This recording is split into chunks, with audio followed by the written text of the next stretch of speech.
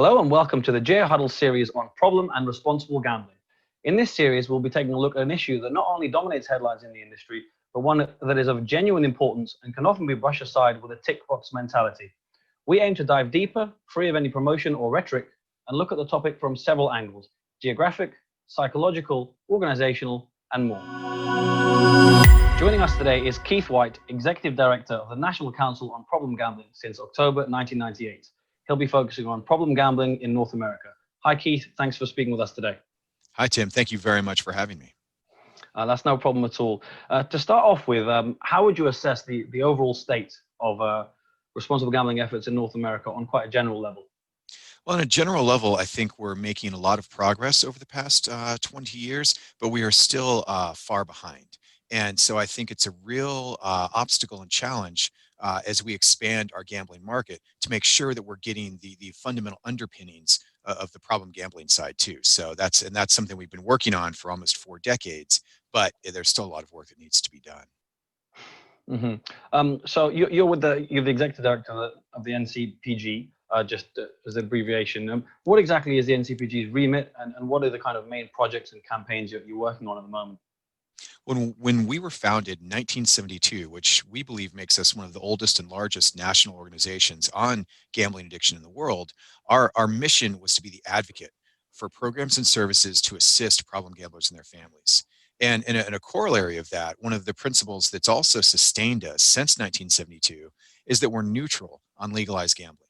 And so I think that makes us the perfect partner to work with both the industry and vendors, as well as state governments, as well as researchers, and most importantly, recovering gamblers.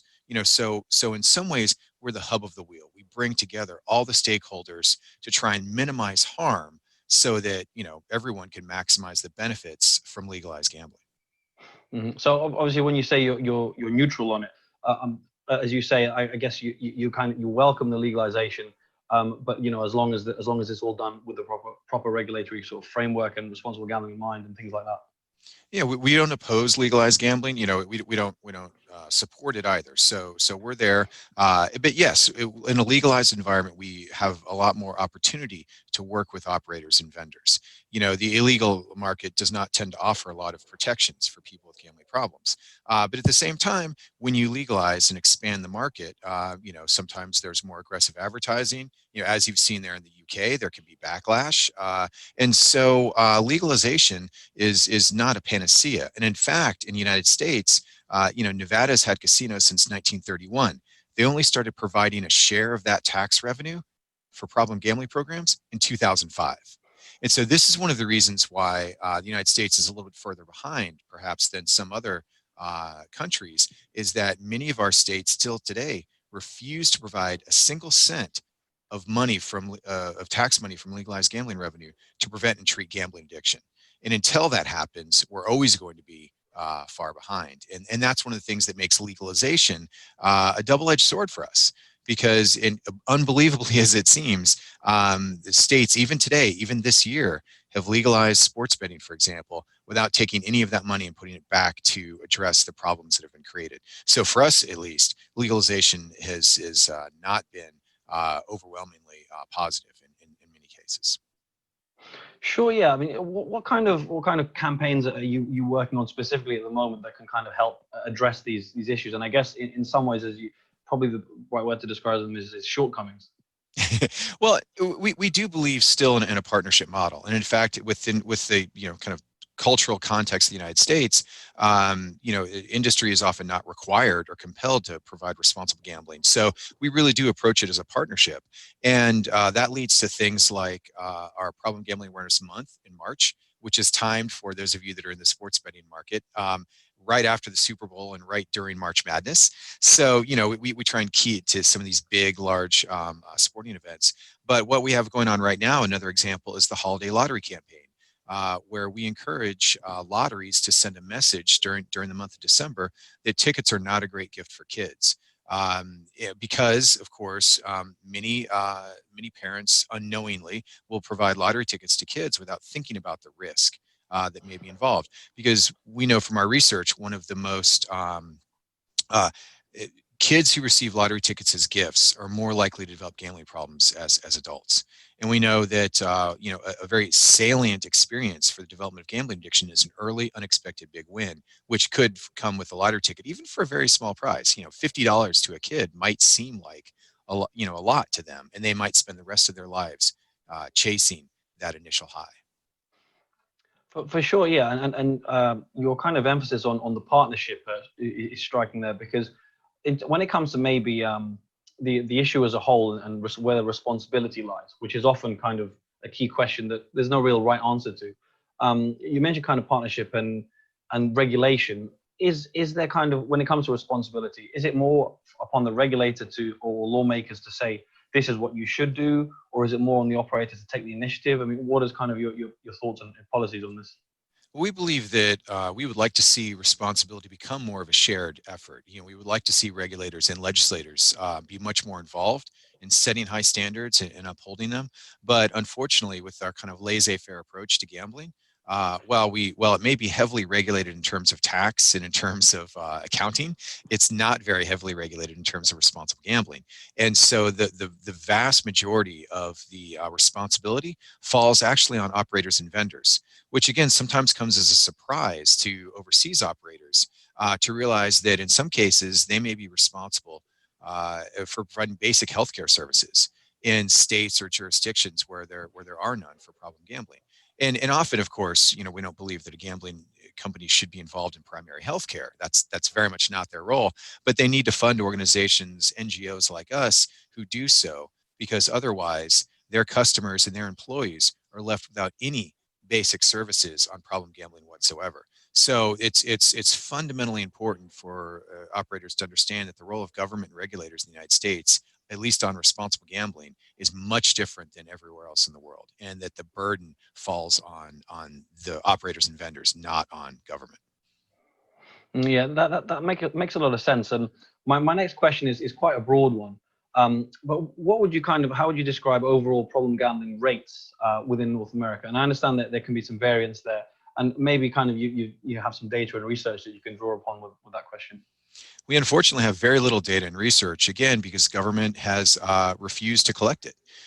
They've simply not been interested in counting even the number of people with gambling problems. So those efforts fall on NGOs like us, and our time and attention is really focused on prevention and treatment.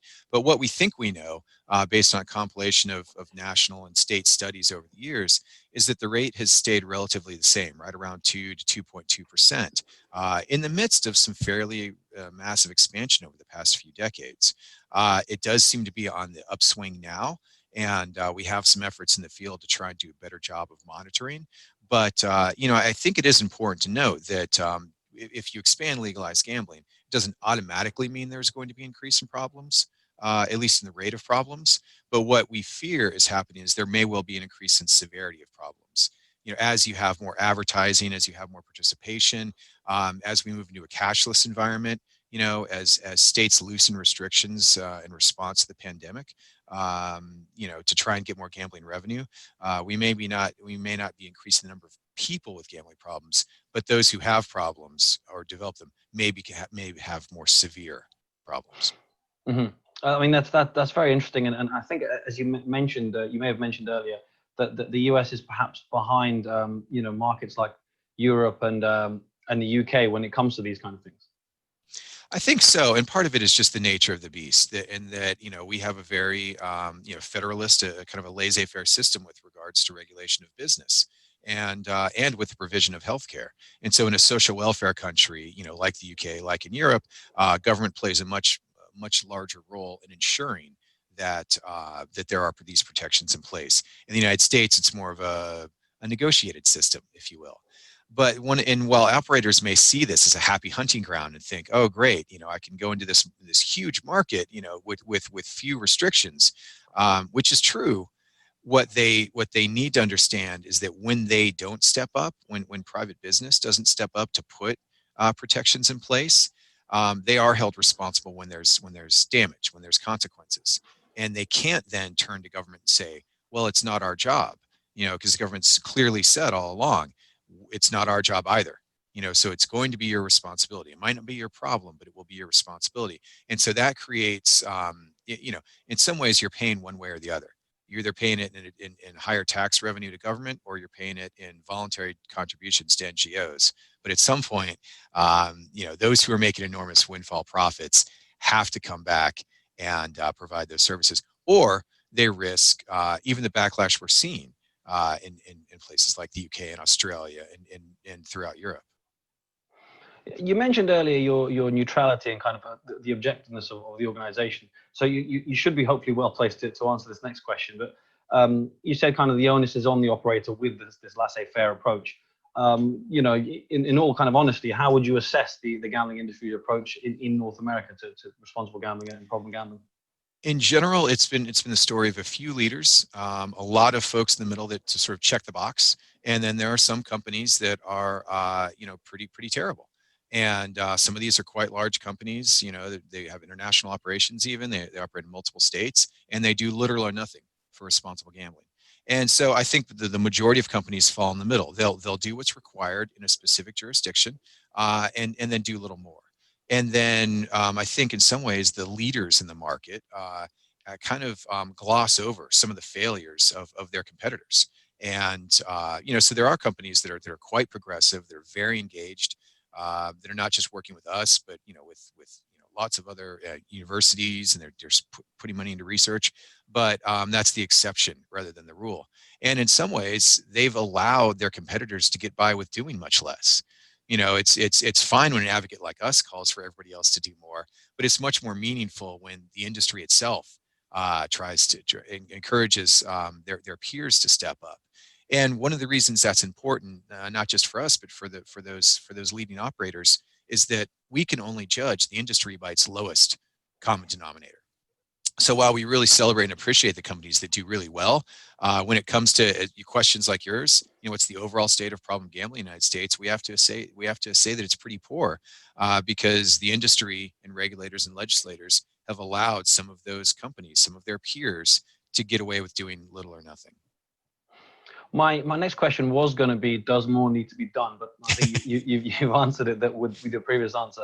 I'll rephrase and say kind of, how can more be done, and how can the approach change so that the situation improves from how you've described it to a higher level?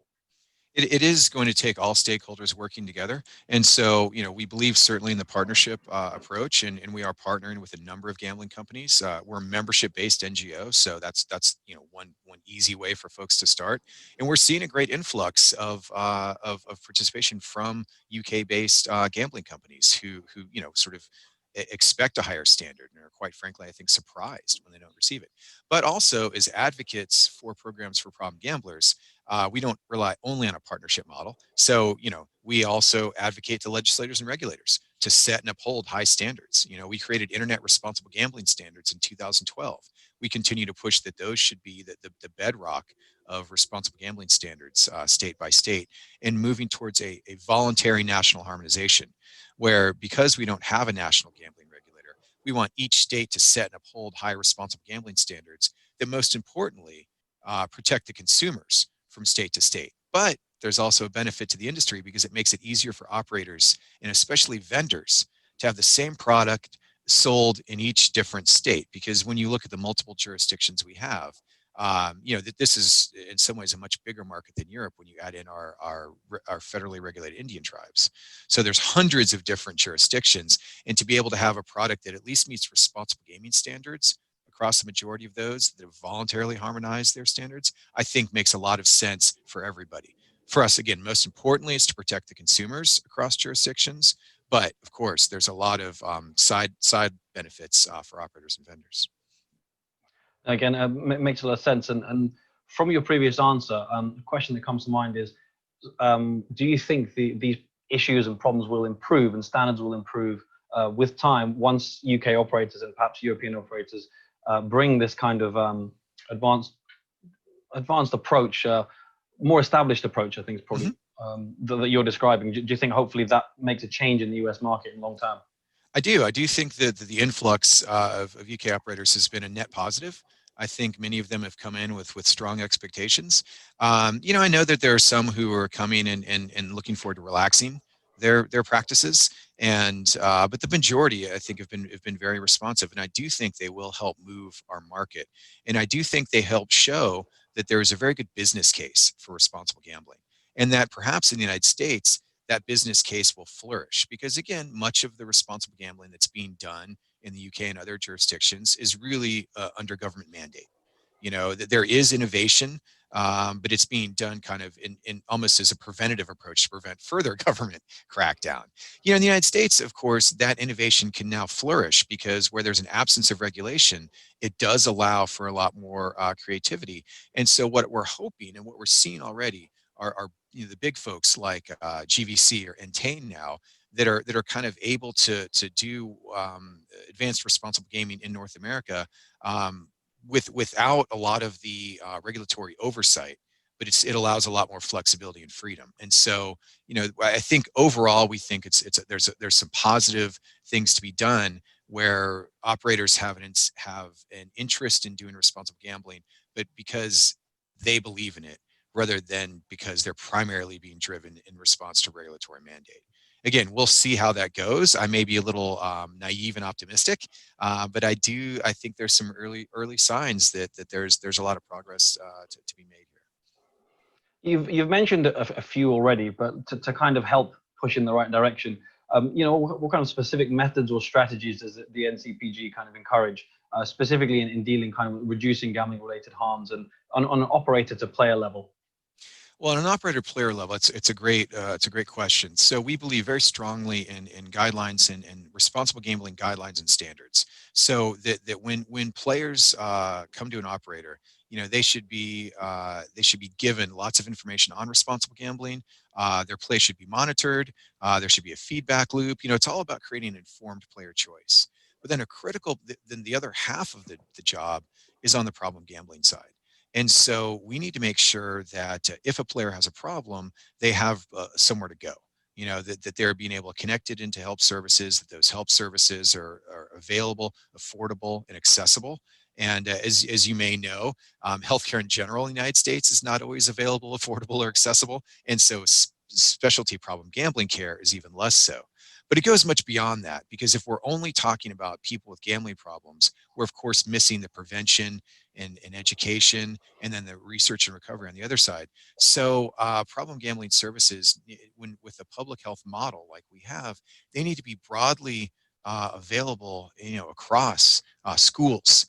And that's where if there's one key area where we're really failing, it's in that. We're doing problem gambling treatment services. Okay, we fund helplines and we make sure that there's options for most people to get help in most states, not all states. But what's not happening is the broad prevention efforts at the school level, the societal level, because that's really where you can prevent people from having a problem to start with. Help them learn how to gamble responsibly at the outset so you never have to have them call a helpline. And that's probably our biggest failing because the United States has not embraced a public health model for problem gambling services. And totally, that's very interesting to hear, and you've given us plenty of fantastic insight already. But my final question for you is, based on kind of everything we've discussed and gone over, what are the NCPG's kind of targets for the future, if you have any sort of short term, long term, in terms of reducing gambling related harms, but also, as you say, raising standards and generally moving in the right direction? I think the first and most important thing in the very, very near future is to stabilize and then expand our helpline system. That is still the largest gambling helpline in the world. We receive well over 200,000 calls, texts, and chats a year.